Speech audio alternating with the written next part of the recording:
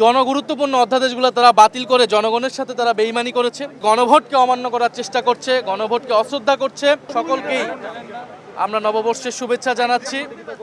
আমাদের পহেলা বৈশাখ আমাদের একটি আত্মপরিচয়ের দিন, আমাদের জাতিগত আমাদের যে আত্মশিকড়, সে শিকড় অনুসন্ধানের দিন হচ্ছে পহেলা বৈশাখ।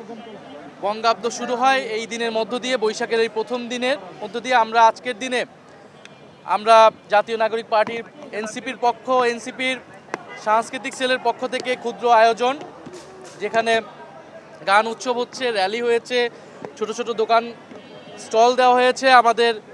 আমাদের যারা এখানকার শুভাকাঙ্ক্ষী সমর্থক আসছেন, আপনাদেরকে শুভেচ্ছা জানাই, কৃতজ্ঞতা জানাই। আজকের দিনে আমাদের প্রত্যাশা অনেক বেশি।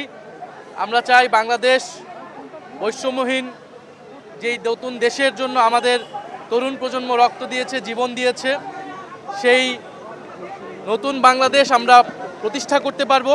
আমরা আজকের দিনে স্মরণ করছি আমাদের জুলাই গণ অভ্যুত্থানের অন্যতম সারথি শরীফ ওসমান হাদি, যিনি পহেলা বৈশাখ নববর্ষ অত্যন্ত আনন্দ উৎসাহের সাথে উদযাপন করতেন ইনকালাব মঞ্চ থেকে।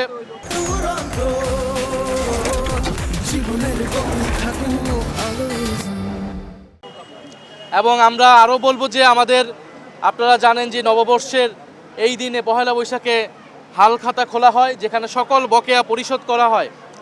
আমরা চাই জাতীয় জীবনে আমাদের যত বকেয়া রয়েছে সেই বকেয়া যাতে পরিশোধ করা হয়, এটা সরকারের প্রতি আমাদের আহ্বান থাকবে। সেই বকেয়া হচ্ছে জুলাই সনদ। আমরা গণ অভ্যুত্থান হয়েছে, নির্বাচন হয়েছে, সব কিছুই হয়েছে, সবাই সব কিছু পেয়েছে, সরকার গঠিত হয়েছে, বিরোধী দল হয়েছে, কিন্তু জনগণ কিন্তু সেই সংস্কারটা পাইনি। ফলে সংস্কারের বকেয়া রেখেই সরকার কিন্তু হালখাতা খুলেছে, নতুন সরকার এবং নতুনভাবে কার্যক্রম করছে। ফলে জনগণের কিন্তু বাকি রয়ে গিয়েছে, রক্তের দেনা, রক্তের শোধ, ঋণ রয়ে গিয়েছে। ফলে আজকের দিনে আমাদের কমিটমেন্ট, আমরা এই যে নতুন বছর শুরু হচ্ছে, এই নতুন বছরে আমরা সেই বকেয়া পরিশোধ করব। জনগণের যে আত্মত্যাগ, তরুণ প্রজন্মের আত্মত্যাগ, জুলাইয়ের যে সনদ, সেই সনদকে যারা নানাভাবে অমান্য করার চেষ্টা করছে, গণভোটকে অমান্য করার চেষ্টা করছে, গণভোটকে অশ্রদ্ধা করছে, গণভোটের রায় মানতে চাচ্ছে না যারা, আমরা তাদেরকে বলতে চাই যে অচিরেই গণভোটের গণরায় অনুযায়ী সংস্কার বাস্তবায়ন করতে হবে। জনগুরুত্বপূর্ণ অধ্যাদেশগুলো তারা বাতিল করে জনগণের সাথে তারা বেইমানি করেছে। আমরা আশা করব দ্রুত সময়ের মধ্যে নতুনভাবে সেইগুলোকে বিল এনে আইনে পরিণত করতে হয়। আপনারা অলরেডি দেখেছেন যে মানবাধিকার কমিশনের, গুম কমিশনের সকল সদস্যরা কিন্তু পদত্যাগ করেছেন। অর্থাৎ এই যে প্রতিষ্ঠানগুলোকে নতুনভাবে আমরা গড়ে তুলতে চেয়েছিলাম, আমাদের কিন্তু সাংস্কৃতিক জায়গাতেও প্রতিষ্ঠানগুলোর যেমন দলীয়করণ হয়েছিল, প্রতিষ্ঠানগুলোকে ফ্যাসিজম প্রতিষ্ঠায় ব্যবহার করেছে, একইভাবে আমাদের যে উৎসব পহেলা বৈশাখ, এরকম অনেকগুলো উৎসবকেও দলীয়করণ করা হয়েছিল। এখন কিন্তু আমরা সেই উৎসবগুলোকেও নাগরিক উৎসব হিসেবে আমরা উদযাপন করার চেষ্টা করছি।